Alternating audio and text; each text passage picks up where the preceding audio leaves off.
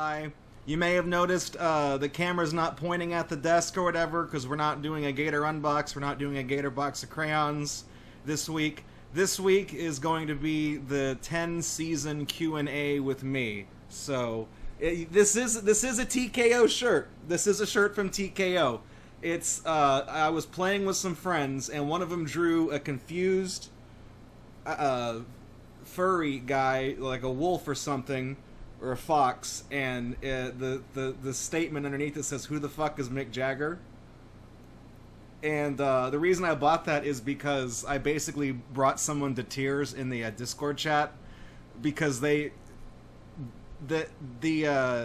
demographic for that stream skewed younger, and he didn't know who Mick Jagger was, so he thought it was fucking hilarious because he was like, "Who the fuck is Mick Jagger?" He's like, "I don't fucking know." So I mean, I already feel old. But the fact that he laughed until he cried, I was like, I'm gonna buy that shirt. And I had 2 coupons for the Jackbox store, specifically for buying shirts from TKO. So yeah, I just applied. This cost me like $10 shipped. So I was like, for $10, I mean, I can't say no. So now I have a "Who the fuck is Mick Jagger" t-shirt that I can only really wear like when I'm streaming. I can't wear this around town because it's got profanities on it, so, you know, it's got, like, hard profanities on it. Buster Keaton Rules says, "Stick with the neat feline one." It's been a long time since I've worn that bootleg Cool Cat shirt. That's actually a great segue into this 10-year anniversary Q&A, because that neat feline t-shirt is a piece of Gatorbox history, and that was meant to be counterfeit Cool Cat merchandise that I was going to make because I wanted to get a rise out of Daddy Derek Savage. I wanted to see if he would get pissy that somebody was making counterfeit merchandise, but I never followed through with the joke. I still ordered one of the shirts to wear on stream, but I never followed through with the joke because I got cold feet over it, because I was like, that's not the attention that I want. Given the types of people that follow Derek Savage around, I would really prefer if those audience of people did not know of my existence at all. So there is that. We're opening up tonight's stream in lieu of a regular opener. We're opening it with a 10-year Q&A. I'll be fielding some questions. I'll be fielding some questions from chat as we go along. If I miss, now I had a Google form open where you guys could submit questions for a few months, and I've closed the form and I've got those put in an Evernote so I can read the questions and then answer them and then talk about them. But if there's anything that you guys think of off the cuff and you post it in chat, I'll see if I can remember it. So if you post something in chat and I don't see it, like, don't feel bad, just post it again and maybe use an emoticon and see if it'll get my attention. I'm going to try to prioritize the questions that came in on the form first. I'm also going to edit this. I guess I'll say this right now. If you're watching this on YouTube and I look different, like I look slightly older or slightly thinner or fatter, who knows, that's because I'm editing this video out of order from all the other ones. Because I'm prioritizing this so it goes up at the end of 2021. So there's still a buttload of content that is yet to go up. We still got Blast Core, we still got Zombies Ate My Neighbors, we got Kileak 2. Those are all edited and waiting in the wings. Those are all multi-part videos because I don't want to miss anything, and we had a lot of great moments, and I want to show off as much of the games as possible. So that's all stuff that's a sneak peek of what's waiting in the wings to be uploaded. So there's that. So let's just kick things off with the very first question. This one's sent in by Abobo, and he asks, "What is your favorite memory that has to do with Gatorbox?" So my favorite memory that has to do with Gatorbox, I read these questions ahead of time in advance, so I've had some time to think about some of the answers to them. And I think my fondest Gatorbox memory, is having Tuna Boat Tony down for 5 recurring guest host segments where we played Angels with Scaly Wings. Where we played as P.T. Jones and If you haven't seen the playthrough, I'm gonna spoil it. I'm gonna spoil it right now. If you haven't seen it, skip ahead 30 seconds in this video or whatever. But if you haven't seen it, I highly recommend you watch it. It's one of the best moments on Gatorbox. The whole playlist is gold, because the whole point of the game is it's like I remember when this game was called Dragon Dating Simulator. So it's like a visual novel / dating sim game, but there's also a mystery aspect to it, because your partners run off with some of the technology that they were going to give to the dragons, because there's portals that let you go between worlds. It doesn't make any goddamn sense, okay? It's all just fucking smoke and mirrors so that we can have dragons in the game, okay? And we tried really fucking hard to get with the waitress in that game. We actually tried really hard to get with two of the characters, Anna and the waitress. We tried really hard to get with those two characters, and our dating game is so bad. We are so bad at talking to women that the ending we got in the game, everybody dies. I'm not making that up. Everybody dies. Everybody fucking dies. Because the meteor that comes and wipes out all the dinosaurs, we don't prevent it. And that's like a side plot, that's like a side arc. We don't stop it. Everybody dies. The end. You don't get laid. You and your friends are dead. Game over. So, like, everyone's fucking dead. I'm dead. Riza's dead. The administrator's dead. That's all the human characters. Adine is dead. Fucking Anna. Oh, fuck, I said her name. The waitress. Not Adine. The waitress. I didn't catch myself that time. But everybody fucking dies. And that's not the direction that we were thinking the game was going to take. But that's the ending that we got. And that's the ending that we're going to have to be happy with. And I think that was the best possible ending for maximum comedic value. So my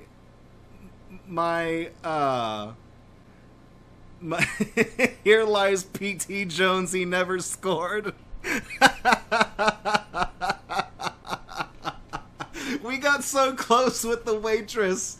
She invited us in to help her in the shower to, like, wash her back and stuff, and I'm like, we got this. We're in there, baby. We're in there all day. We're in there. We're just gonna be like, whoop, we're gonna be right in there. And then it turns out we didn't get lucky that night. But we, I'm really glad that Tony was able to come by, that he was such a good sport about it, that he was able to guest host 5 times in a row for us to play Angels with Scaly Wings and play through that, because it would not have been as funny or as entertaining of a stream as it was without the two of us trying to put our heads together like this was some fucking Always Sunny in Philadelphia episode. Like, we're trying to fucking put our heads together and try to figure out how to, like, talk to women and how to score chicks and stuff like that. And we're like, that plan's never gonna work. No, it's not gonna work. No, you're an idiot. No, you're an idiot.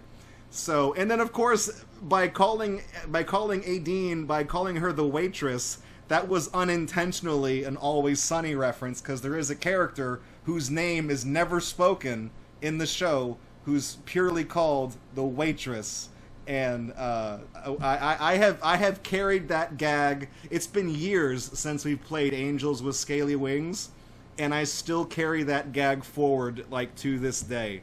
So the next question was some variant of the question was submitted by Mr. Apple Emporio and also Zahondo87, and it was when/where did you meet Ness? So you guys didn't ask whether that's going to be in universe canon or if that's just in general, like, where did I get her? So I guess I'll give you both answers. So the canonical in Gatorbox universe answer is that we met at a comic book store, and then we hit it off, and then she decided to come crash my television show because she got a better agent than me, so she gets paid more to be here than I do, and then we host the show together. That's the in-universe answer. The actual non-universe answer, like, where did I get a stuffed alligator, that's this big was I actually bought her from an online vendor. She's a I don't have the, where's the tag? She's a Gund. I know you guys can't see the tag. That's not going to show up on camera. She's a Gund plushie. So I went with Gund because I know that they make really high quality plush animals, and that they had a series. This was in 2008. They had a line called Aquatic Wonders, and they had sharks and stingrays or manta rays, and they had alligators in there too. And that actually reminds me, we haven't seen Jessie in a while, but Jessie is from the same exact set. She has the same exact tag. Jessie is the small version of this plush, and there is a medium version that's like an intermediary between these two. And the reason I went with the big one was because I just wanted to buy a large plush to use like a body pillow, because I had been seeing a doctor, or rather, I'd been seeing a therapist when I was going to college, because 2008 I was still in college at the time, and it took me 5 years to finish my degree. I spent like 4 of those years in some form of therapy, and they were like, "Why don't you get a pet?" And I was like, "I don't want to get a pet because I can't afford to take care of a pet. I don't go outside a whole lot. I don't like to go outside, and I don't particularly want to be cleaning up like a litter box or anything like that." So instead of having like an emotional support animal, like a living one, I have a stuffed one. So that's the role that Ness actually plays in my life when I'm not just joking around and having fun with you guys. So yeah, that's. She used to be like couch decor. She used to be strapped across the back of the couch or whatever.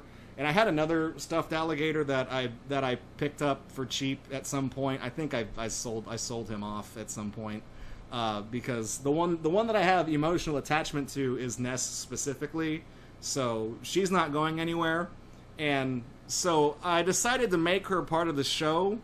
Because we're called Gatorbox. Like, the name, we already had the domain name, gator.co. So the name had to be Gator something.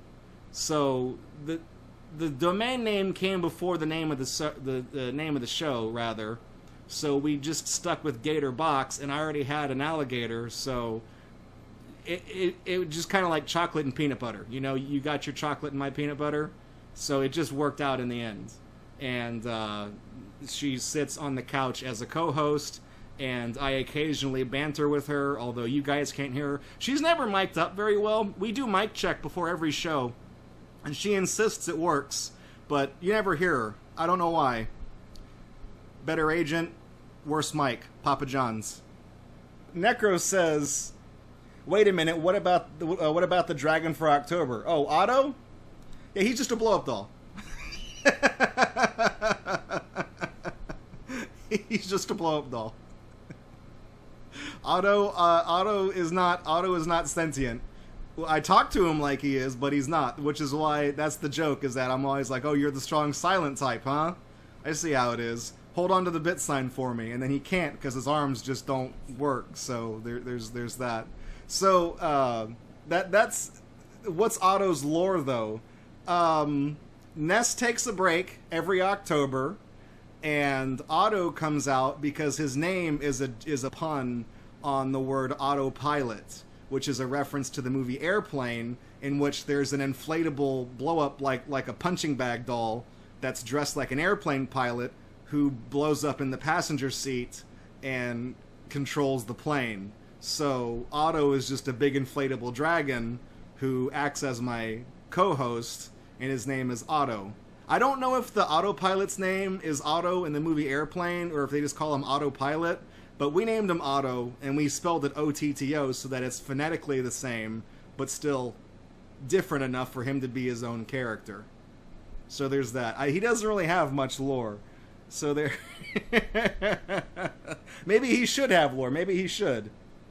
So that actually leads into Zahando's next question. He asked, when did you find the gang of characters? They all found me. We all just, like, all of our mascots have slowly just found their way to this project. So, like, Muscles Gator, hang on, let me grab Muscles Gator. We got Muscles, and Luigi Muscles right here. They got their biceps locked because they're gym buddies, they're gym bros. So this is Muscles Gator in a yellow tank top. I found him at a charity shop for like $3, and I looked at his. I noticed the tank top. I saw him from behind, and I noticed the tank top. I was like, what is that? And I flipped it over, and I thought he was adorable, right? And then I looked at the tag, and he's actually a Dakin plush from 1982? 83. And Dakin made a lot of high-quality plushes in the 1980s and early 90s before they changed their name to Applause. Now, the company's ending doesn't have a good story behind it, but for the time, they made some quality products. And this is one such case. This is 1983. This is before, like, really, like, mass marketing machines and stuff like that. Some of this is probably handmade. So that's why it so impresses me. And I looked him up on eBay, and it turns out there's other Muscle Gators out there, just like this one that was sent in. I think this was sent in by Not the Doctor or sent in by Buster Keaton Rules. And he's wearing a white tank top. So, and he's also a Dakin plush. I checked the tag. It's 1983. So it's the same thing. It's not like this one's stained. This is clearly yellow fabric, and this is white fabric. And so when we got this one, I was like, well, he's wearing the same tank top. So what do we call Muscles Gator? And then you guys said we call him Luigi. So then, you know how, like, the Super Mario Brothers movie, Mario was called Mario, and Luigi is called Luigi Mario, like their last name is Mario? That's what we decided to do with the Muscles Brothers. So we have Muscles, and Luigi Muscles. So we kind of just changed it on the fly, and we kind of make up characters for him as we go. Like Muscles is just he's a gym bro. Oh no, he's falling over. Like Muscles is just a big meathead. He's a gym bro. He's got a heart of gold, but he's not too bright, and he'll give you his protein shake recipe if you can beat him at arm wrestling. That's as far as Muscles Gators goes, you know? And I've actually been working on a video game idea starring those two guys called the Super Muscles Brothers. And I need someone to help with the art assets. I'm good with drawing up the scenario and the story, but I'm piss poor at pixel art of like characters. I can do art assets for things like tiles and land and things like that, but I'm not good at drawing characters. So I don't know what to do. So there is that, and then of course there's, where is he? Where's Rasta Otter? Here he is. We'll pick up Rasta Otter. So this is Rasta Otter. Again, these characters are not shown as actual size. These are all just representations of like anthropomorphic characters, and that's not to make them furry. It's just because in the Gatorbox universe, there's just anthropomorphic animals. There's just humanoid animals. That's just normal. So take that however you want. So Rasta Otter came about because we were going to work on a game. We were taking a copy of the game Hamster Ball, and we were repainting it, and we were going to release a download patch for it, until we realized that in order to change all the text, we would have to edit the executable. And in order to distribute the patch, we would essentially be distributing a cracked version of the game because we would have to modify the executable. So that project never really came to fruition. But one of the things that did come from that project was rastaotter.org, which is a website you can still go to. You can go there right now, rastaotter.org. And we took the text Ready, Set, Go, and I tried to see what I could anagram with it, you know, like shush or hush style. I tried to see why moving letters around. One of them was almost like something goatsy incident or something like that, I think. And there's a lot of things you can spell with Ready, Set, Go if you copy the letters and move them around. But we settled on rastaotter.org because there's an exclamation point. So if you hack off the top of the exclamation point, you got a period. So we settled on rastaotter.org, and the joke was going to be we were going to buy the website rastaotter.org and then do something with that. So the joke came before the character. We invented Rasta Otter as a character to go with the joke, and then this otter plush is something I got from a McDonald's Happy Meal, and then this Rastafarian hat I had specially made for me. This is handmade by a little old lady who has a business online called Doris Dresses Dolls. She's such a sweetheart to work with. I contacted her on Etsy, and she makes custom clothes for Barbie dolls. And I was like, well, the otter's head is about as big as a Barbie doll's head, so can you make me a Rastafarian hat? And she made me, it's a beautiful looking hat. I mean, the colors are right, the colors are perfect. And then I got some shoelaces from Walmart and glued them to a piece of elastic band that I wrapped around the otter's head, so he has dreadlocks. And then I put the Rastafarian hat on top of the rubber band. So now he's got dreadlocks with his beanie, and there's that. So there was another question that was asked of me a while back of if there was ever going to be a Gatorbox character who would betray me, who would it be and why? And I answered it would be Rasta Otter. But it wouldn't be malicious. It would be because he would get high. And it would be something like, because I guess here's the canon. Rasta Otter and I were roommates in college. That's the canon for the in-universe explanation for how I know him. So he would just get stoned all the time. And he would betray me because there'd be something like, there'd be a cake in the oven. And I'd say, I have to go step outside for a while. There's a cake. Take it out at 4:30. And he'd be like, yeah, man, you got it. And I'd be like, I'm serious. There's a cake in the oven that needs to come out at 4:30. So take the cake out of the oven at 4:30. Don't worry about it, man. Don't be killing my buzz. 4:30, I got it. So then I would come back, and one of two things would have happened. One, the cake is burned because he never took it out and he passed out. Or two, he did take the cake out, but then he got the munchies and he fucking ate it. So that's how he would betray me. And that was the answer to that question. As I thought about it. Let me put him back up there. And then we also have more like take the cake out at 4:20, am I right? I like that. So then we also have Whisper the Imagination Deer, which is something that I opened up when I got a box.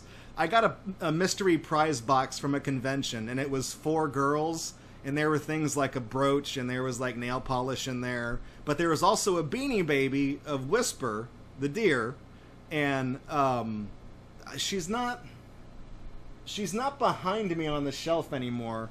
I think I put her away. But she wears we opened up a Kinder Egg, and it came with a cloth throwing frisbee, like a throwing disc. And we hooked it together around her neck so it looked like she's wearing a cape. And so the thing with Whisper is that it doesn't matter, like, she has, like, her cape is magic and has an optical illusion so that it doesn't matter what angle you try to look at her from, it always covers her chest and her crotch. So she doesn't wear any clothes, but you can never see anything on her because she wears her magic cape, and there's that. And she works at a bookstore. So she works at that's how I know her, is that she works at a bookstore. And she is a traditional Christian woman, which doesn't explain the magic cape or whatever, but we just spitballed this as we went along. It's just the thing that we invented, that we came up with. But yeah, so we haven't fleshed out Whisper the Imagination Deer too much, mostly because she's kind of been retired as a mascot. She's still on the wiki as one of the mascots, but we haven't seen her in a while. The only other mascot we have is one that you can still buy a sticker of, but we don't use anymore, and that's Cool Gator. And that's the alligator with not wearing a shirt, he's like ripped, and he's wearing sunglasses because he's really cool. That was one of the original mascots of the channel. In fact, that was the original mascot of the channel. So we just named him Cool Gator, all one word for branding purposes. And we never developed him as a character because we didn't really keep him as a mascot into the Gatorbox years. We kind of made Ness the face of the channel instead. So we kind of swapped mascots. So, but Cool Gator, we did have a puppet. We did have a Cool Gator puppet, which was an alligator puppet that wore sunglasses that I voiced, and we were going to use it for bumpers and interstitials and advertisements and things like that. And that never took off. It never got off the ground. And I don't have that puppet anymore. I've looked for it and I can't find it. So I think the original producers still have it. And I don't have Cool Gator the puppet anymore. It was a cool thing because it was like something that they like sewed. They got like sunglasses for like a baby. I guess they make those, and they sewed them onto the sides of the puppet so that he was wearing sunglasses, because otherwise it was just a regular alligator puppet. So they were like almost like those cool like wraparound shades. I can only describe it to you because, like I said, I don't have the puppet, and I don't have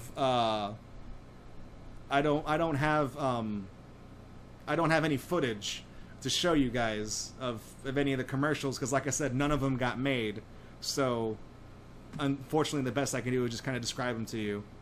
So we have another question in chat. Electric Ray asked, "You've watched King of the Hill, any episodes that stick out in your mind?" A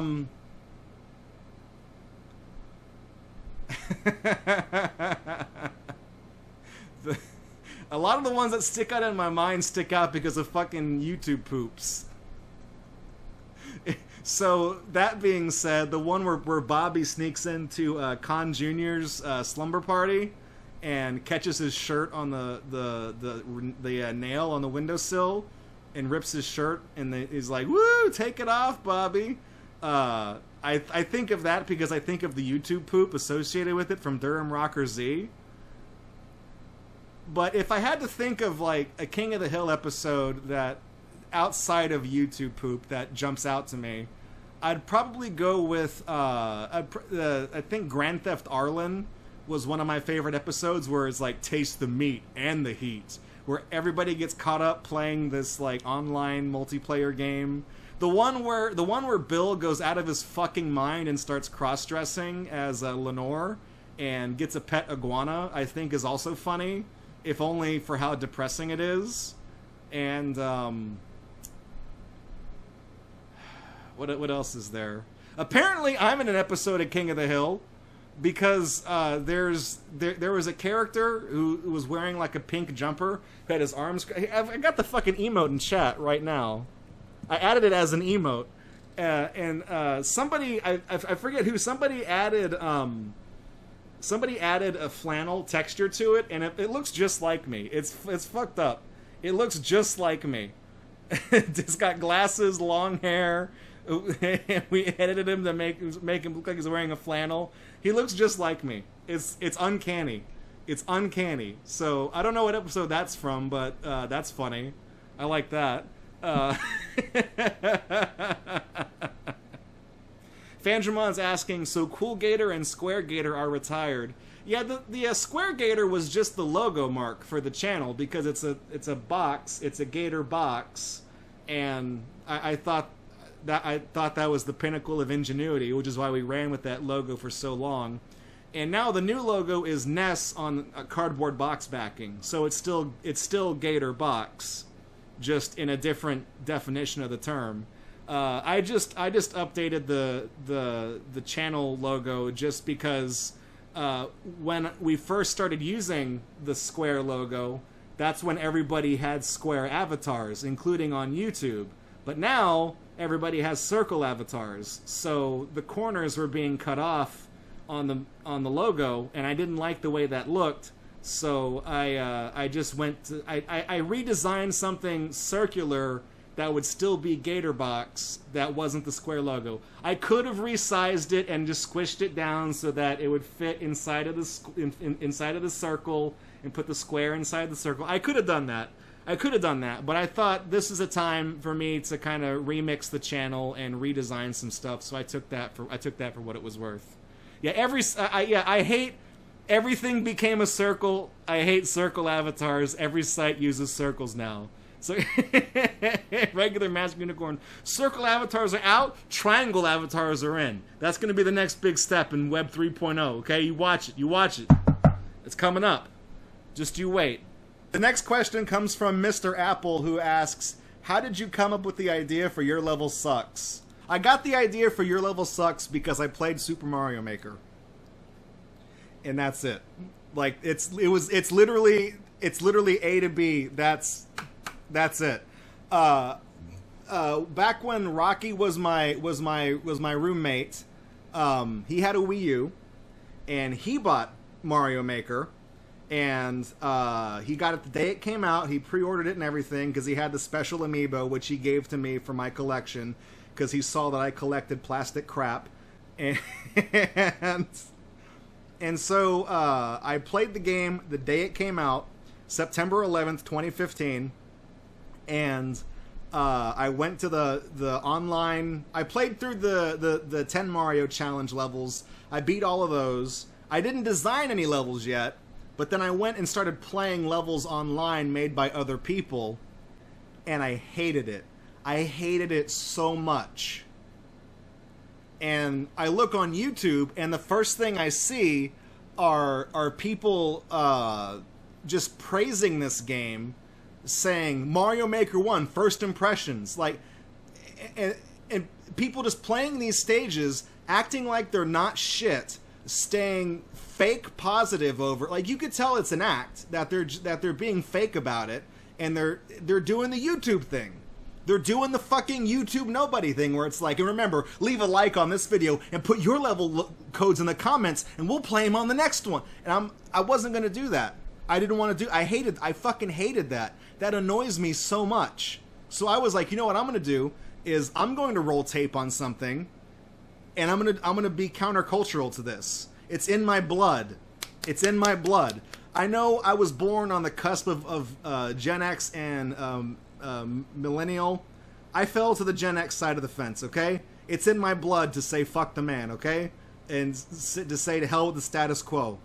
That's what I was born to do. That's what I've always done, and that's what I was going to do with Mario Maker. And so I started filming Your Level Sucks, and all I did was I just put the game on and just narrated the bad stages and just made fun of the people who made them. When we filmed it offline, but when we did Your Level Sucks 2 and we filmed it live on the air, the first thing you guys told me is you were surprised at how easy it was to film Your Level Sucks. All I have to do is turn the game on and hit go, and the game just feeds me just shit. Non-stop. 9 out of 10 levels are just utter garbage. Just trash.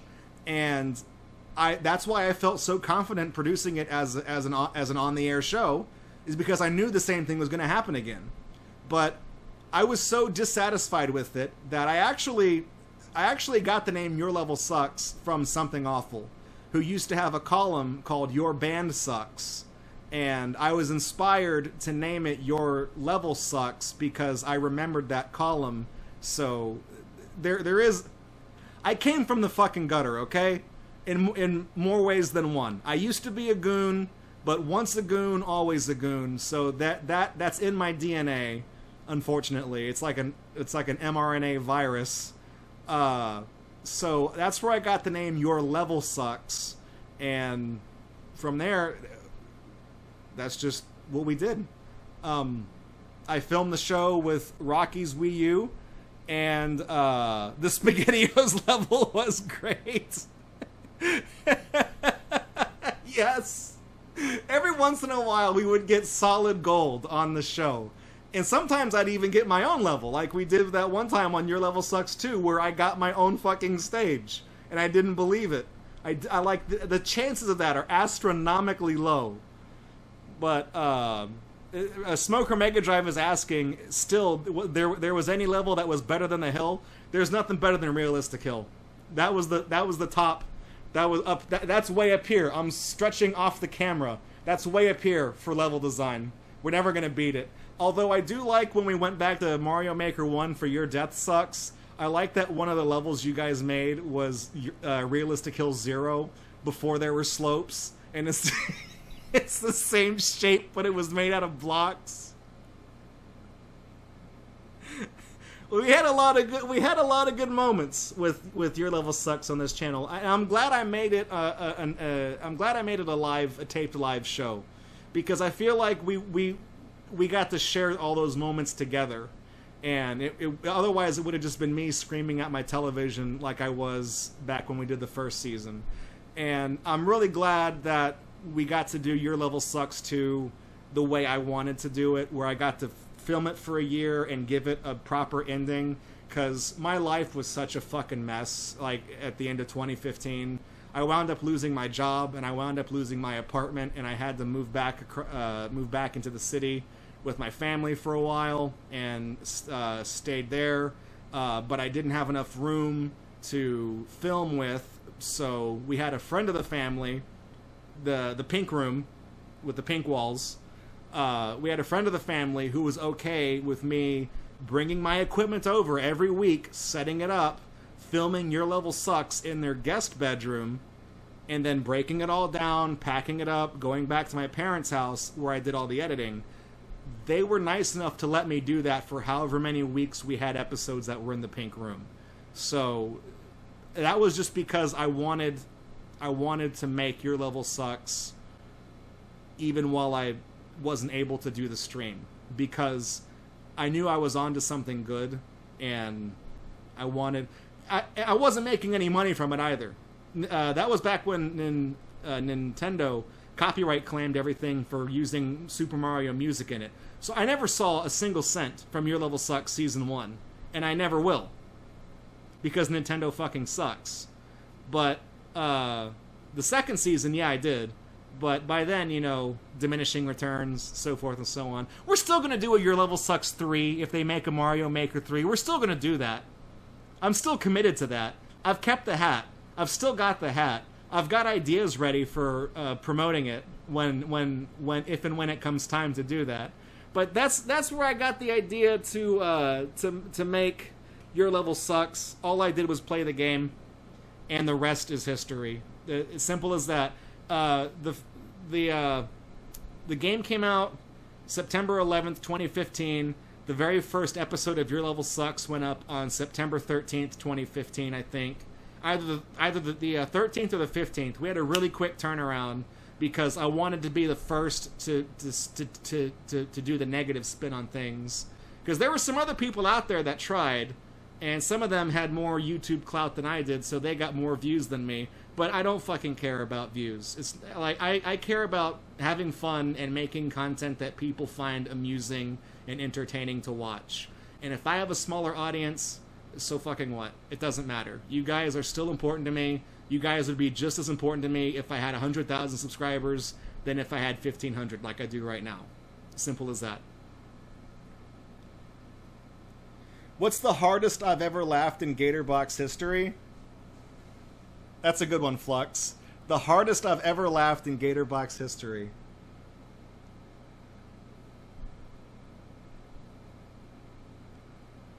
I know it's happened. I know it's happened.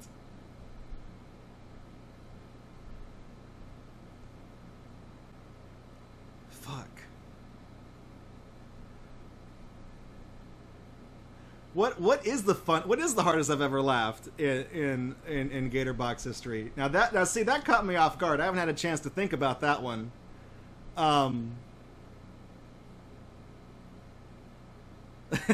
Charlie says, well, for me, I was on the floor screaming after these levels are made by kids. Charlie is the other person who was in that video, by the way. I'm not sure if you guys know, but in the infamous these levels were made by kids, that's Charlie in the other wearing the Japan jacket who loses their shit. So I would my friend breaking the puzzle box. Well, that's a memory of that's like a pre-Gatorbox memory. What is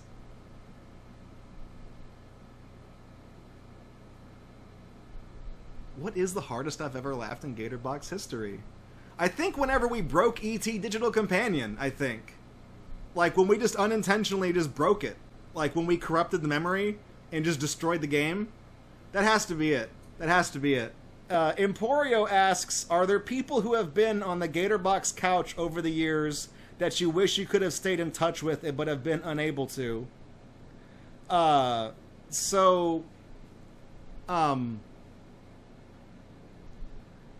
That's a hard question because, I mean, Charlie... I would have said Charlie, but as you can see, Charlie's in chat right now. He's here. And Tunaboat Tony is in the Discord. He's here. You know, he posted... Tunaboat Tony posted today that he was excited for the new Sonic the Hedgehog trailer.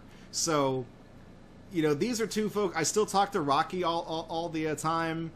He did the music for Your Death Sucks. He did the special... acoustic cover of the Your Level Sucks theme, the Bob on Battlefield Rock that he made that kind of became the show's second season theme. So Rocky's still involved.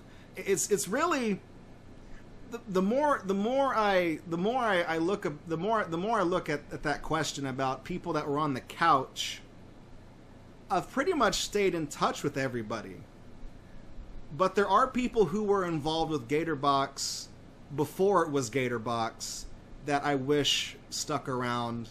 But that was a really weird, fleeting time where people had their own broadcasting schedules on the channel, and there wasn't really a lot of cohesion, but I wish there could have been more.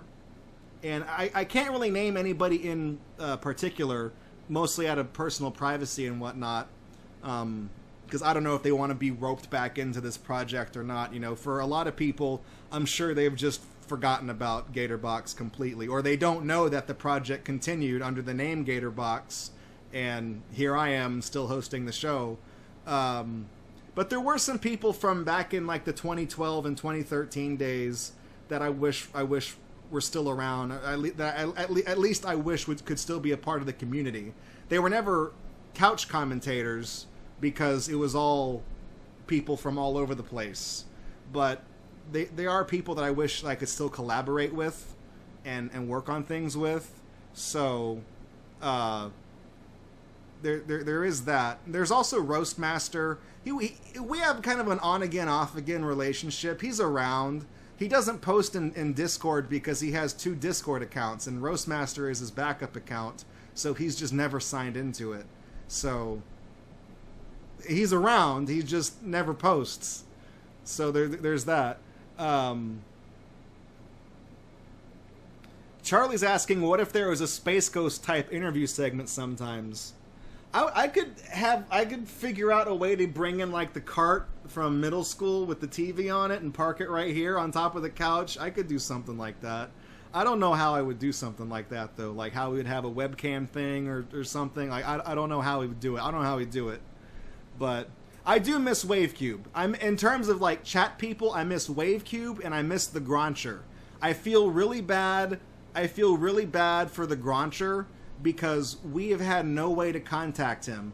When the fucking Discord channel blew up last year and it got reset, I feel like he thinks he got banned and he just abandoned everything else. We can't contact him on Twitch. We can't contact him on Discord because his account is locked down and doesn't accept responses from people that are not on his friends list, which is a good thing to do.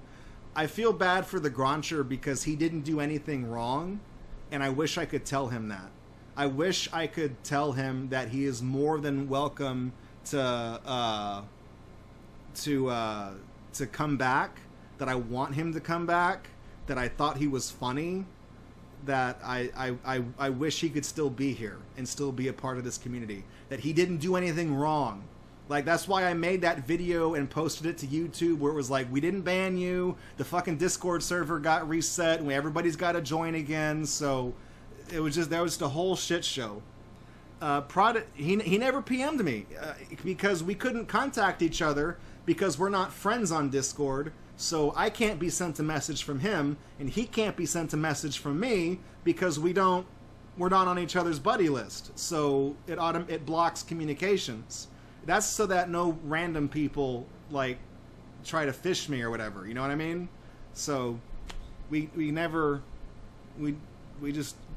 none of us could get a hold of him. We tried, none of us could get a hold of him. Because none of us were on his friends list, you know? So, that was the problem. But, the Prodigy asks, have I ever considered trying to bring more people on, or am I just unsure of who to bring in? I have another local friend, a Kimbo Shark, who has expressed interest in streaming, and he wants to stream on his own Twitch channel, and he would be more than welcome to come guest host here. It's just he has a very busy work schedule. He works full time, and he usually works on Fridays, so he wouldn't be able to come here for the Friday night shows most of the time, unless he had that Friday off and we planned for it like in advance. So there is that. Regular Magic Unicorn says, if I'm ever in Texas, you want to be in the show, you could be on the show. Zahando, you can be on the show.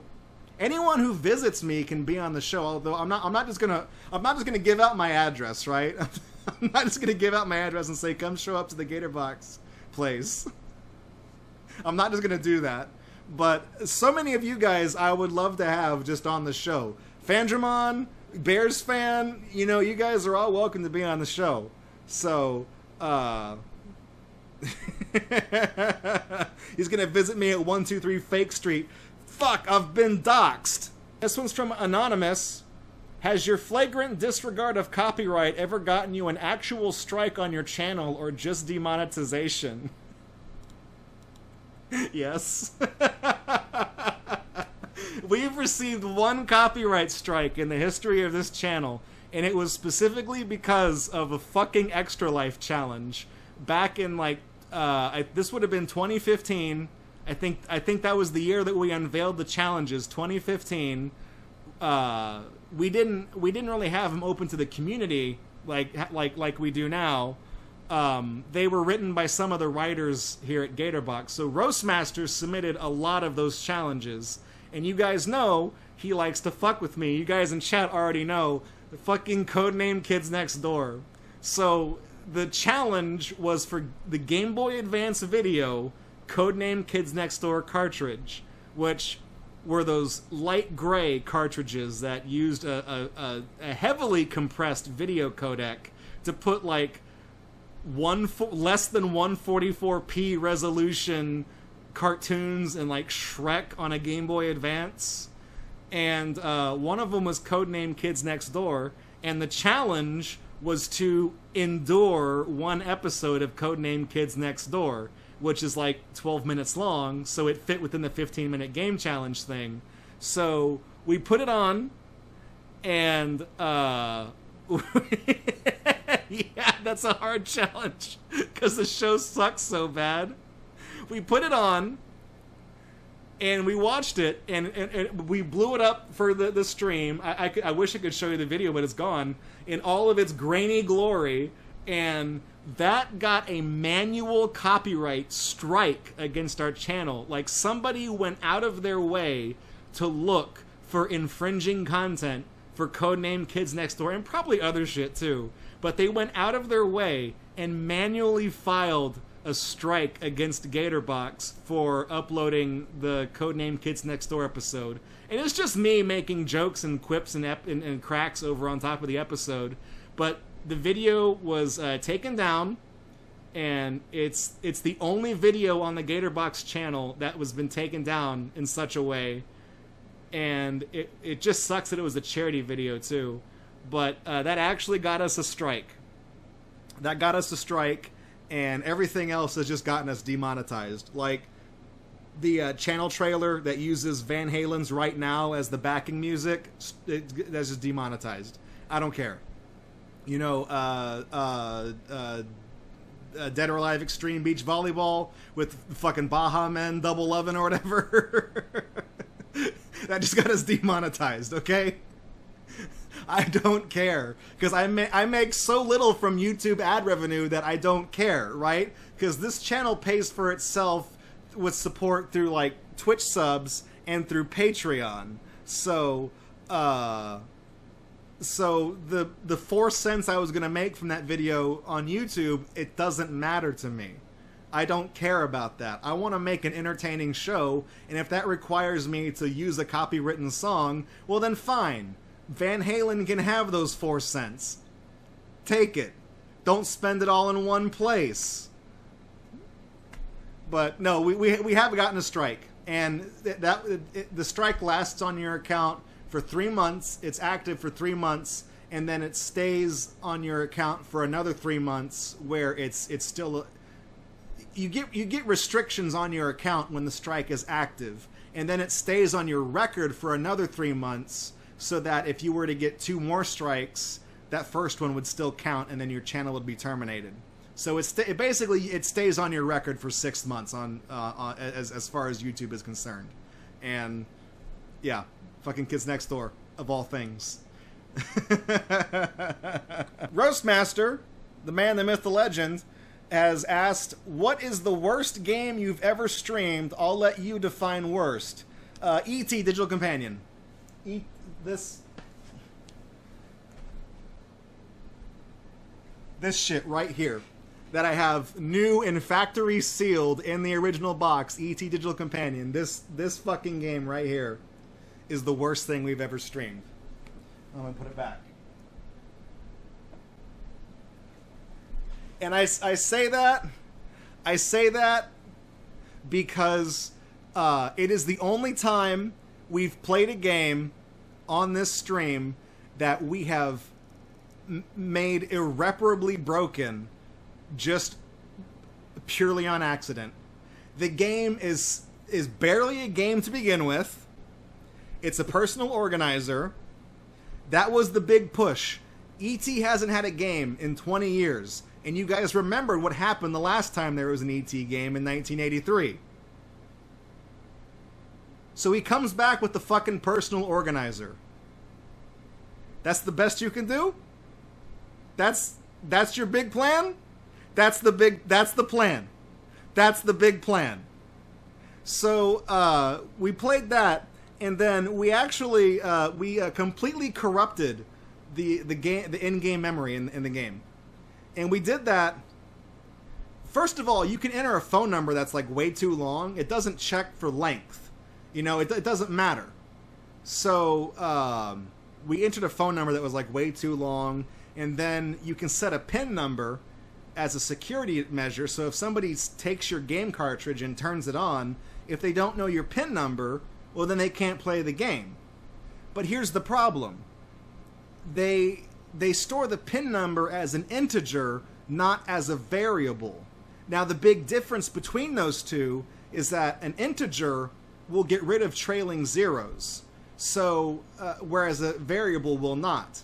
So if you enter anything other than a PIN number that starts with 0, if you enter 45678, 45667, oh no, 4567. Sorry, I gave you one too many. 4567 saved as an integer and saved as a variable are identical, and that'll pass the check. But if you do 0123 as a variable, that's saved as 0123. As an integer, the program looks at that number and says, I don't need that 0, I'm saving 123 as the PIN number. I'm saving a 3-digit number as a 4-digit PIN number. So then that begged the question of what would happen if we set a PIN number that was only zeros. We set it to 0000, and the game did not like it. It did not like it. and it completely corrupted the internal memory. There's a memory function in the game that we looked at one point, and it was at like 7% capacity, and we were like, yeah, whatever. And then after doing that, the memory was at 100. And we looked at like our address book was corrupted. We tried to add a new entry, and for like gender, it there's like boy, girl, and then like there were like blank options underneath. There were like null options. Well, I think like for the gender, I think it was set to horse or something, like something you can't even pick from the menu. It was set to like horse, and the and then like the email address was like 3 layers of text on top of each other that we just could not read at all. Like the whole game was completely fucking ruined. And there's a built-in function to clean up the in-game memory. So I was like, fuck it, let's try the clean up memory function. And when we clicked it, the game, it just hard crashed. It crashed, and then it took the emulator with it, and I was just like, well, that's, yeah, Rocker is right. We messed with the clock, too. We tried to get the date to roll over. We went to the end of the in-game calendar, and then we tried to see what happened when the date rolled over. And then we rolled the calendar all the way back and set the date to the very beginning of the calendar, January 1st, 1900, or whatever. That, in turn, corrupted the in-game digital pet, who became 65,200 some odd days old, 256 by 256. So that messed up the virtual pet. And yeah, we did a lot to that game. And we broke it. And that's the worst game we have ever streamed on this show. In the 10 years I've done Gatorbox, it's worse than Kilik, it's worse than Bubsy 3D, it's worse than both Action 52s, it's worse than games that I've said as we play them are the worst games we've ever streamed. It was just god-awful terrible. It was terrible. Spiderbat /Gatorbox fan has asked, is Mario Maker 1 or 2 better in your opinion? I would probably say Mario Maker 2, if only for the quality of life improvements. They added slopes, they added more backgrounds and more themes for you to build with, and both games have their own bugs and glitches and quirks to them, but I feel like Mario Maker 2 had less of them. Like, you can't start Mario trapped inside of a wall where he just jumps like straight up to the top at the beginning of a level. You can't do that in Mario Maker 2. Like, there's a safe zone around Mario where you can't put blocks down on top of him. I feel like Nintendo learned a lot after they made the first game, and the second game even comes with the story mode, which I thought was a lot better of an offline experience than 10 Mario Challenge. Story mode, there was something like 100 plus levels to play. They were all very well built because those were all stages designed by Nintendo. And then, of course, Nintendo introduced like ninja speedruns to the game, where they actually had some levels designed with speedrunning in mind. I thought that was really unique. I wasn't expecting to see anything like that. They didn't do any of that for Mario Maker 1. Granted, Mario Maker 1 did have Costume Mario, and it did have amiibo support. Mario Maker 2 did not. So, Mario Maker 2 loses points in that regard. But that said, I still think Mario Maker 2 is the better game. Just in general.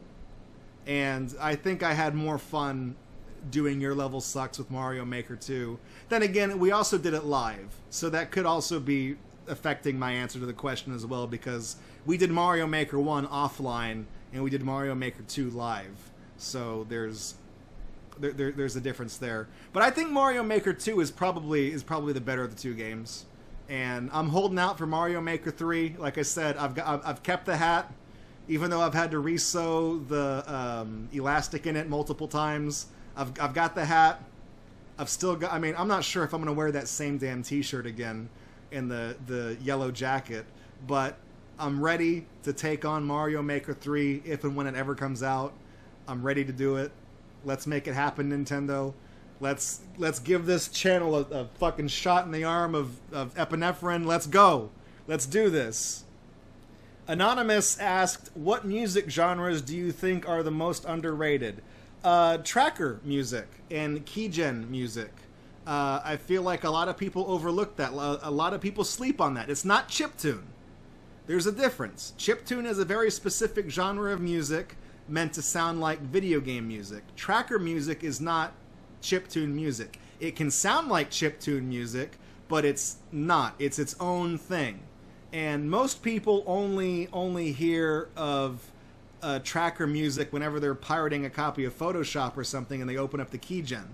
But that music is incredible. It's very demo scene-esque, and I feel like it doesn't get enough recognition. I think keygen music is really invigorating to listen to. It's usually pretty fast-paced. Like I said, it's not quite chiptune music. It's its own thing with its own software, and if I had to pick any genre of music that is worth checking out, just go on YouTube and search for like keygen music and go down that rabbit hole. There's some real bangers there, and you'll be glad you did. You'll be glad you did. Mr. Apple asks, what is my favorite Kirby copy ability? Probably Hammer, for how OP it is. I would say Hammer because in Kirby Superstar you can do the Flaming Hammer uppercut and just annihilate bosses with it. That's how you get through the arena. That's how pros get through the arena, is you make it trivial. Low, low, low, and la, la, la don't stand a chance when you're underneath them, and then you fucking shoryuken up into their asses with the Flaming Hammer. But I think Hammer is probably my favorite ability, followed closely by what else would be my favorite? Probably Fire, just because it covers such a wide range in front of you. Fire is one of those abilities that has changed over the generations. I'm thinking like NES and like Super Nintendo Fire. Where Fireball wasn't like, where Fire and Fireball were two separate abilities, where Fire is just him blowing fire out, because it covers a pretty generous amount. It's the most effective ability you can get early in the game, and if you can keep it with you all the way to Wispy Woods, you can knock him out, and Wispy can't even attack you once. But then again, it starts to kind of lose its magic when you get to Ice Cream Island in Kirby's Adventure, the second world. So there's that. I guess I'd probably also have to give credit to Plasma. Plasma is also pretty effective, introduced in the Super Nintendo era. Any 16 button presses on the controller charges you up to unleash like a big Kamehameha blast. So that's how scrubs get through the arena on Kirby Superstar. The newest Kirby game I've played is Kirby Superstar Ultra. So there's that on the DS. I'm not a big Kirby fan. I do enjoy his games, but I feel like Kirby is too more often than not used as like a testing ground for like really weird ideas. I didn't like Air Ride. I didn't like Epic Yarn. I didn't like the one Squeak Squad. I haven't played the free-to-play one yet. I don't like the one where you can call. There's the 4 colored Kirbys and you can call them on the phone. I forget what game that was. I didn't like that one. It's just too much to keep up with. I just prefer Kirby to be simple. I like simple. That's more my speed. Bobo asks, what was your personal favorite Gatorbox moment? My personal favorite Gatorbox moment was when Okayness sent me. You guys can't see it. It's hanging up on the wall, but it's above all of this stuff. When I got sent the poster, the charcoal drawing of me holding the cola can. I've lost weight since then, but still. that cemented it for me that I'm on the right track in life, because I've fucking made some really stupid decisions, bad decisions. I've known some really scummy, terrible, shitty people who are gonna get what's coming to them someday, and I don't want that. I don't need that in my life. I've cut that out of my life. You know, I've gotten away from those people. But the effect that they've had is still measurable, because obviously I'm still paranoid and terrified of it today. That's what trauma does. That's what trauma does to people. It fucks you up for life. I don't know if I'll ever be over it. But when I opened up the little mailer tube, the poster tube that had that charcoal drawing in it, there have only been a couple of moments on this stream where I've lost my emotional composure. And that was one of them. Because somebody, this is okayness, but somebody took the time to make that for me. From a picture of me, they took the time to make that for me. And included a very nice, uplifting letter that I could relate to along with it. And in that moment, it made me, because with Gatorbox, sometimes I feel like I don't know what I'm doing with this show. Sometimes I feel like I'm perpetually running from my past, and that someday it's going to catch up to me, and I'm going to fucking get canceled or whatever. You know, I'm fucking terrified of all of this. These are thoughts that keep me up at night. These are the reason why I'm taking clonazepam, venlafaxine, gabapentin, and Latuda. Oh, and buspirone. It's the reason why I'm on 5 antipsychotics, is because of the shit that happened to me. And that poster made me feel like, for a split second, everything was going to be okay. That I am making better choices. That I'm connecting with people in meaningful ways that has a measurable impact on their lives through comedy and through being an entertainer. And that's all I've ever wanted to do. So that's the high watermark for me. And yeah, that's just the high point for me. Vandramon, that's a lot. Yeah, it sucks. Thank you, Gay for Aliens. I really hope so. Thank you. Bobo also asks, what do you get when you cross an owl with a bungee cord? My ass. Yeah, I've seen Kung Pao, okay? That's just referencing the fact that I wrote that essay when I was in high school about it being the best movie ever. Thank you, Buster Keaton Rules. He says, dude, you are improving. It's not a split second, it's your entire current life. Thank you.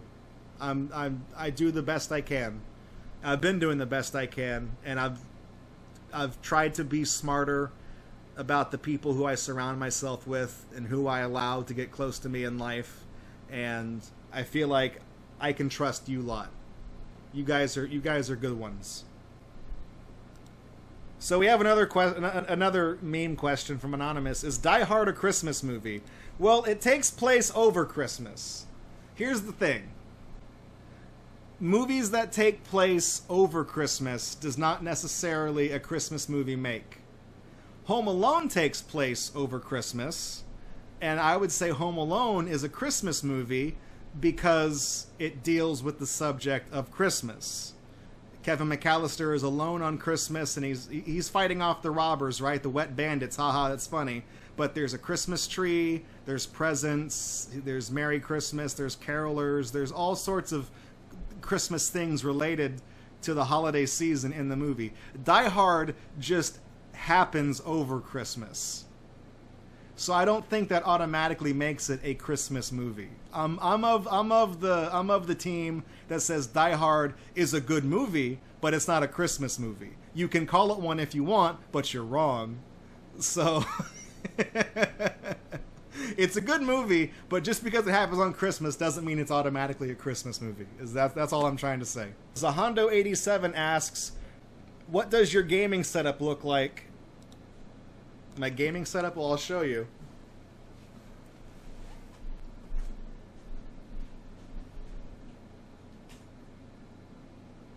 There we go.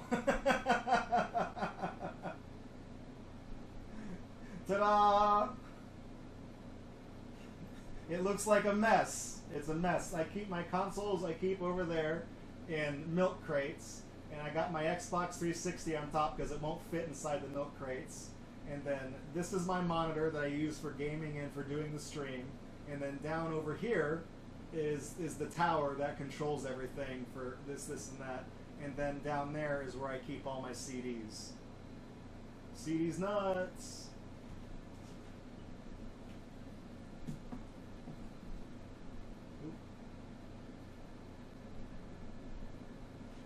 Gay for Aliens asks, do I have a favorite X-Men character? I like Storm. I think Storm is pretty badass. I know she's one of like the leader mutants who teaches the younger ones, or teaches the new mutants or whatever as they come into Professor Xavier's School for the Gifted or whatever. I like Storm. I feel confident in saying that. I thought about that. I was like, Cyclops, no. Jean Grey, no. Doesn't really do it for me. I like Storm. In the movies, she's pretty cool. In the comic books, she's pretty cool. And when I played X-Men with Tuna Boat Tony at the Houston Arcade Expo, I played as Storm on the X-Men machine, and we beat the game with he played as Cyclops, I played as Storm, and we beat the game. So I'm happy with that. So I would say Storm is my favorite X-Men character. Favorite Ninja Turtle? Favorite Ninja Turtle? Probably Leo, I guess. Leo for personality and because I like his weapon. I think the katana is the coolest of the four weapons. But Donatello for the video games, because that bow staff got some ridiculous reach on it. You can really keep people at bay with that. Like in the NES games, Don is where you want to be when you're playing those damn games. But Leo's my favorite overall. All right, then we got one last question here from Anonymous. Even though Gatorbox is already a variety show, is there any content other than video games you've considered trying or have thought about? Yes. We've tried some of them, and not all of them are online anymore. We do unboxings, so Gator Unbox was an idea I had a long time ago. You guys know how we play music to let people come in and get ready for the stream? Well, it used to be that I would just unbox some random shit to kill time for people to come into the stream. But then people wanted to see the unbox, so then I had to invent the music thing so that we could do the music thing, then do the unbox, then do the show. So unboxing is kind of a variety thing.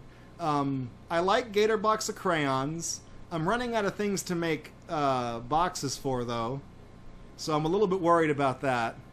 I like the art aspect of Gatorbox of crayons, and I liked Fanfiction Factory. I liked the idea of it, but Fanfiction Factory was not really a hit with you guys, and that's fine. That's fine. You guys have your own taste and your own preferences, and I'm not upset about that. But I had second thoughts about Fanfiction Factory, because even though one of my rules was no names, I'm not telling you who wrote anything, you could just Google what I was saying, and then you could find the fanfiction.net page for what I was reading. And then, in theory, people could then go give those people a hard time. And I don't want to invite that kind of negativity onto the show. I love crappy fan fiction. I love reading it because there's a little piece of me in all of that. Because when I started writing, I wrote fan fiction a long time ago. I'll admit that.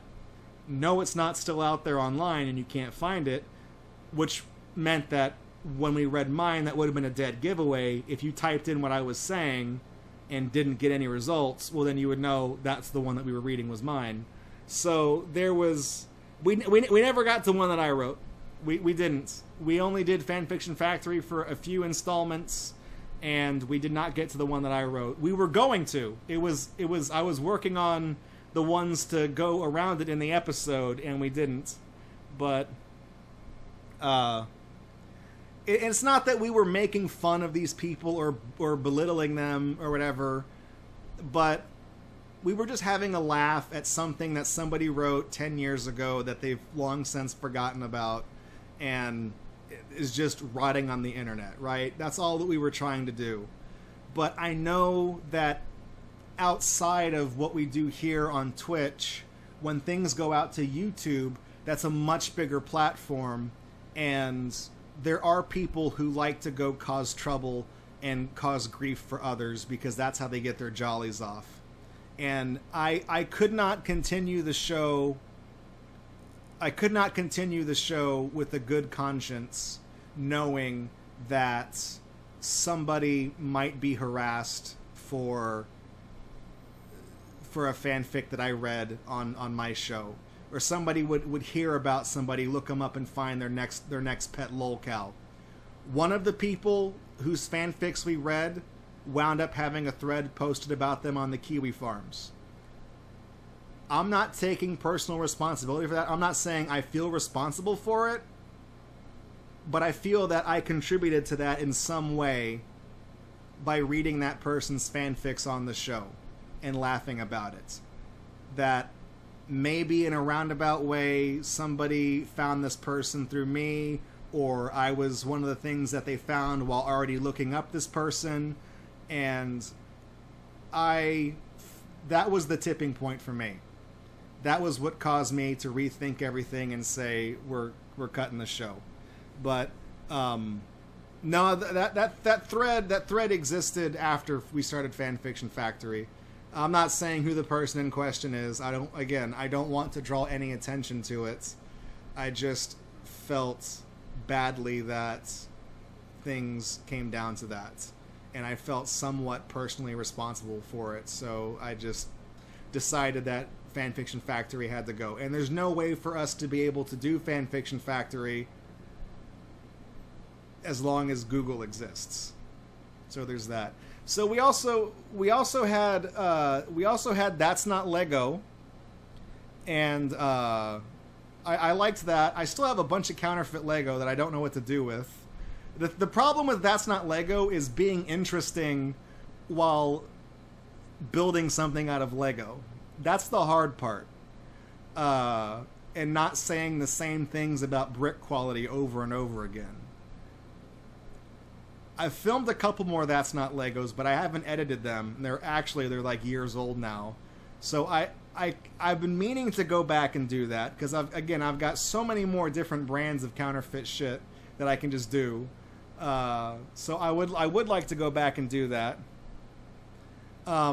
We also had Idiot with a Screwdriver very briefly, which was me tearing things down and badly explaining what I was looking at. But that was scuffing up this table really bad, and I decided I didn't want to fuck up the finish anymore on this table. So I nixed that idea. So there's that. I could write intentionally bad John Freeman style fan fictions yourself and then present them as if someone else had wrote them. That's a lot of work, though. Like, I would have to take the time to write bad fan fictions and then read all of them under the guise of it being written by somebody else.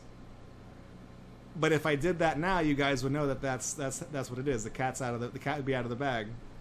That's the thing, though, is that people who write fanfics, who religiously write fanfics, they come up with the weirdest fucking ideas. You think I'm gonna come up with some of the stuff we read with Goosebumps, like skeleton bones? You think I'm gonna come up with that stuff?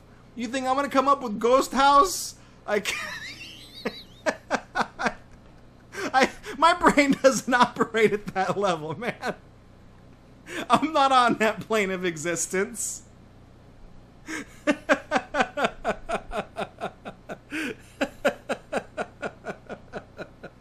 That's some ideas for things that I've had that are not video game related that we could do on the show. Some of them that we are currently doing on the channel.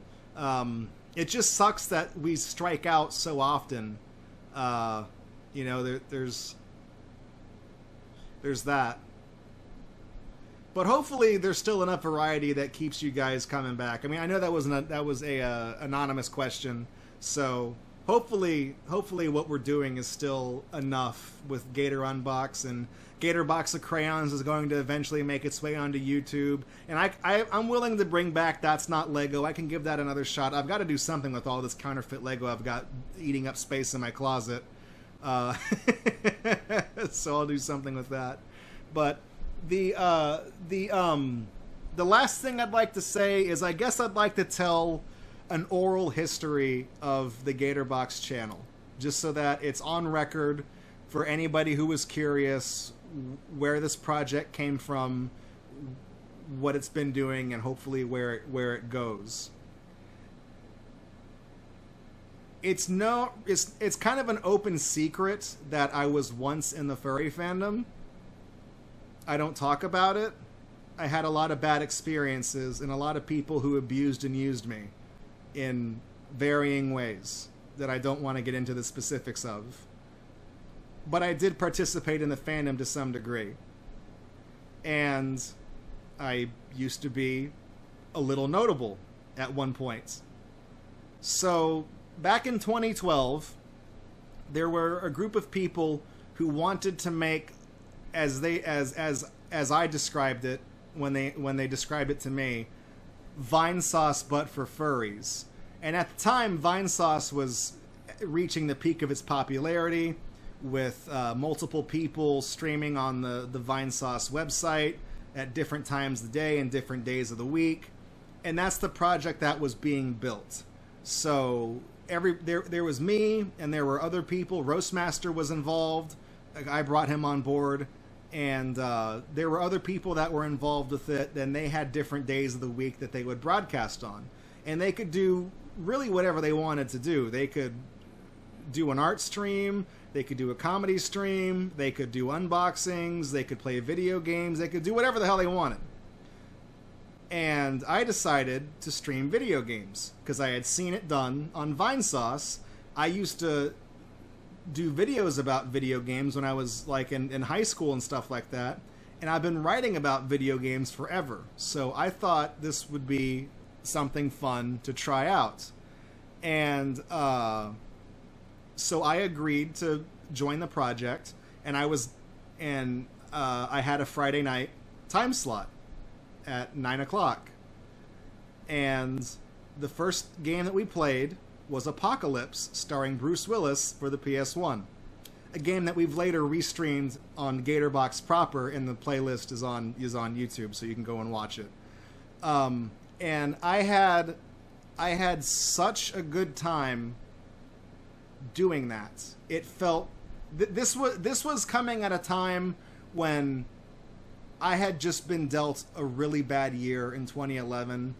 A lot of bad shit went down in my life. I found out some of the truths about some of the stuff that was going on in the fandom, and I was trying to slowly kind of distance myself from it and kind of reform myself as a better, more upstanding person. And I saw this project as something sincere that I could use to better myself with. And the project was a flop. Major flop. And by the Q1 2013, the producers were ready to call it quits because they were out of money and people were not adhering to their schedules. There were a number of people who streamed once and then never streamed again, and they were not able to build the reliable community around this project that they had hoped. Leave it to the fucking furries to be unreliable fucks, am I right?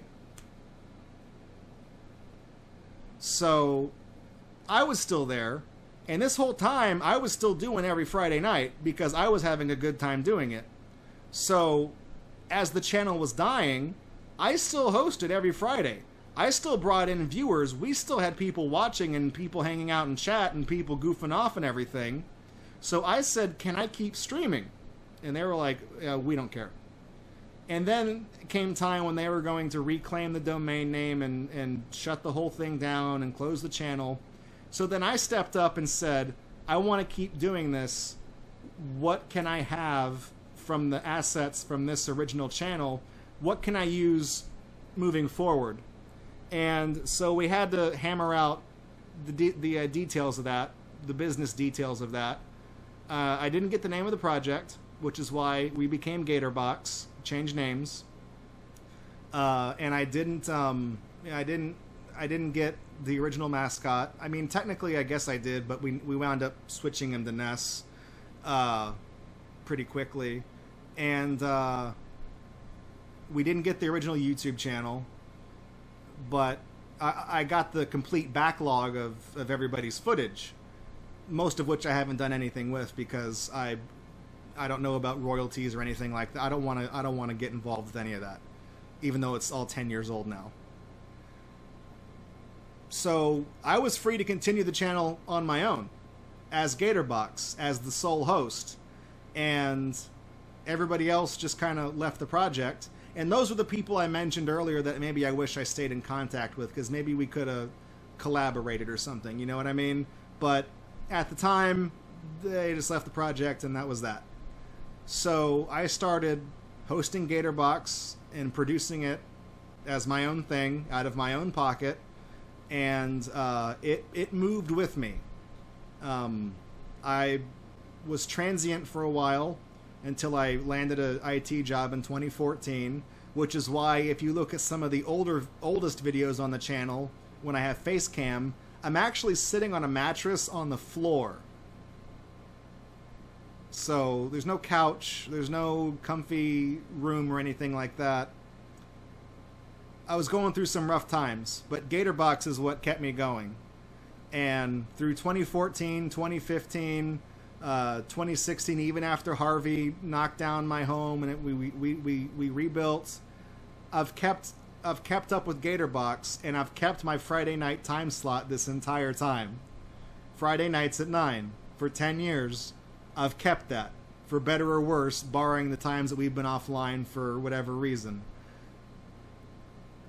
And that's where this channel came from. It was born from a furry project that was destined to fail, and we have turned it into something better than that, and I've hopefully become a better person because of it, and this is what we have today.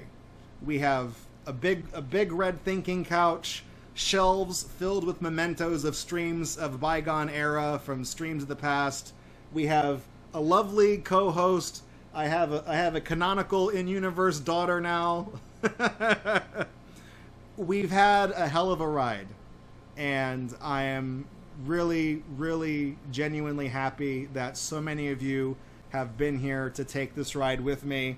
Just the fact that people like Necros and Tabitha Bunny have subscription chains in the 40-month range, that's unreal to me. Like, I have people who care about me now, in a good way. Not fake people who want something from me. I have people around me who genuinely care about me, who want to see me be the best person I can be, who want to see me succeed and do good. And that's been the support that I've needed in my life. And it gets stressful because I fall behind on editing videos. I know when's Kill Eat coming, when's this coming. I know. Trust me, I know. I'm the one that has to deal with all those fucking videos. But you guys have helped me in more ways than you can possibly imagine. So, going all the way back to 2012, when I was just some fading star, using the last of my popularity in a shitty fandom to land a hosting gig on a project that was doomed to fail, I took that project and made something successful out of it. I'm not a YouTube millionaire. I don't have a gold play button. I don't even have a fucking silver play button. I will never have a silver play button, just because the type of content I produce goes against what gets promoted by YouTube. It goes against what people expect to see, and I acknowledge that, which is why all of you are so important, because you get it. You get me and my quirks, and I like that. That makes me feel validated. So I'm happy with what I have, and I'm happy with who I have, and I wouldn't have it any other way. So that's the story of Gatorbox, and that's how we've gotten to where we are now. It's been a really wild journey, but it's been 10 years, and I'm looking forward to the 20-year Q&A when... I'm pretty sure I'll still have my hair. I feel like if I was going to start losing my hair, it would have happened by now. So I'm pretty sure I'll still have these lovely locks. Hopefully I'll be a lot thinner by then, but I'm looking forward to doing a 20-year with you guys. Maybe even a 15-year. Who knows? But if you would have asked me in 2012 if I would still be doing this hosting thing, this streaming thing 10 years for 10 seasons, I probably would have told you no. But the path that I've gone down, I'm happy it's the path I've taken, because it's led me to meet so many wonderful people, and it's led me to reconnect with old friends in new ways that I didn't think was possible. So there's a good number of you out there who know who I am from the days of yesteryear, and the fact that you still love and respect me for who I am, even though I'm no longer the person I used to be, shows a lot about y'all's character. So thank you. And that's it. And we do have a wooden play button. We got one. Where'd I put it? We got one. We got a wooden play button. For 1,000 subscribers. And I dated this January 30th, 2017 for Gatorbox. I told my dad, I asked my dad for the ugliest piece of wood he had, and he gave me a fence post that had a fucking knot in it and everything. And this was almost lost in Harvey. There's water stain on it now. It just made it look even worse when it got water stained. But there's it's great. It's great.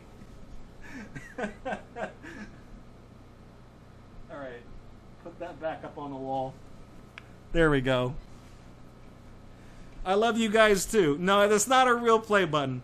That's not a real play button. That's that's a prop that we made. Well, thank you for sticking with me through the 10-year Q&A. That went on for, I'm not gonna say that went on for longer than I wanted to. This was 10 seasons in the making, so it is what it is. So coming up, I'm gonna go to Be Right Back real quick and get another drink. But coming up after the break, we've got world's scariest police chases. Don't go anywhere. It's about to get a little bit frightening with the police. Uh-oh. What are they gonna do? We're gonna arrest somebody? Let's find out. Hey, thanks for checking out Gatorbox on YouTube. We really appreciate it. If you like what you saw and you want to kick around with us live, follow us on Twitch, because we do this several times during the week. And if you want to support this channel, you can do so by subscribing right here on YouTube, following or subscribing over on Twitch, or even making a pledge on Patreon. Your support over the years has been tremendous. Thank you so much, and we look forward to seeing you in the next video right here on Gatorbox.